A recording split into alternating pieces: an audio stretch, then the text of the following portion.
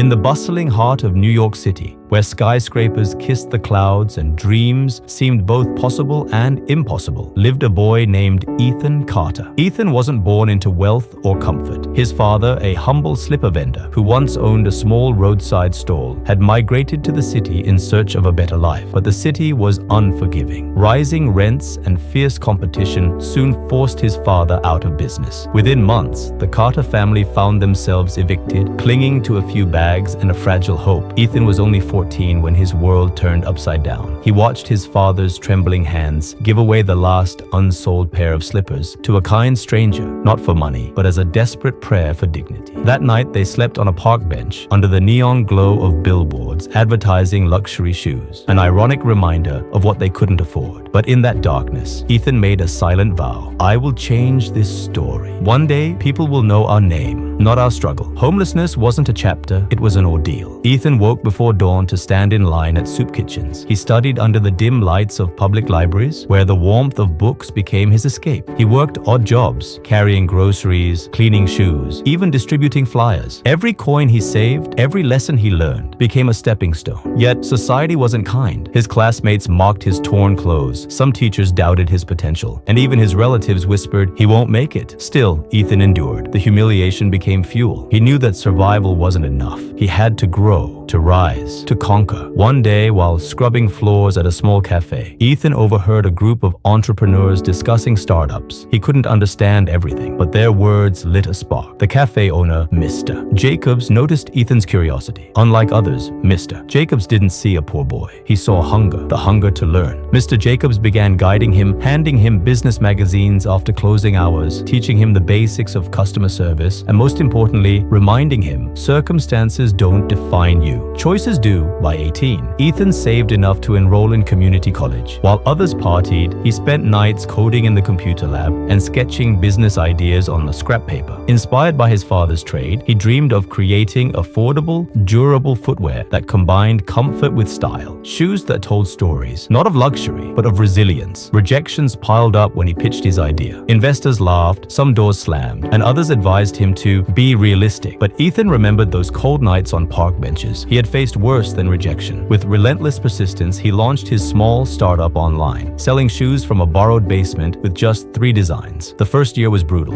Orders were late, suppliers backed out, and debt hovered over him like a storm cloud. There were nights when he wanted to give up, to return to anonymity, to accept defeat. But then he would glance at his father, still standing tall despite years of hardship, and remind himself of the vow he once made under those billboards. So he pushed harder. He personally delivered shoes to customers, listened to their feedback, and improved his designs. His authenticity, telling buyers that his shoes symbolized struggle and hope, resonated with people. Slowly, orders grew. 5 years later, Ethan's brand, Carter Steps, became a sensation. Social media buzzed with stories of the boy who once slept homeless, but now led a company redefining affordable fashion. His shoes were not just products. They were symbols of resilience. Celebrities endorsed them, newspapers celebrated him, and his community, once ashamed, now stood proud. Ethan had become the CEO he once dreamed of being, but success for him wasn't the end. It was the beginning. He established shelters for homeless youth, funded education programs, and often repeated the words his mentor had once told him: circumstances don't define you, choices do. Standing in his glass-walled office, overlooking the same city that once crushed his family, Ethan invited his father to see the company's headquarters. His father,